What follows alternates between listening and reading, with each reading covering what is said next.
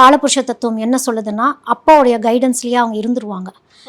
அப்பாவாலேயே வாழ்க்கையும் மாறும், நல்லதும் நடக்கும், தீயதும் நடக்கும், அப்பாவால் தான் நடக்கும். அதுவும் விருச்சகத்துக்கு ஏதோ ஒரு குடும்ப பாரத்தை சுமக்கக்கூடிய சூழ்நிலையோ, இல்லை அப்பாக்காக திருமணம் பண்ணிக்கிட்டேங்கிற ஒரு சூழலோ, அதுக்கப்புறம் இவங்களுக்கு திருமணம் ஆனதுக்கப்புறம் அப்பாவுடைய ஹெல்த்துங்கிறது ஒரு மாதிரி குறைய ஆரம்பிக்கும்.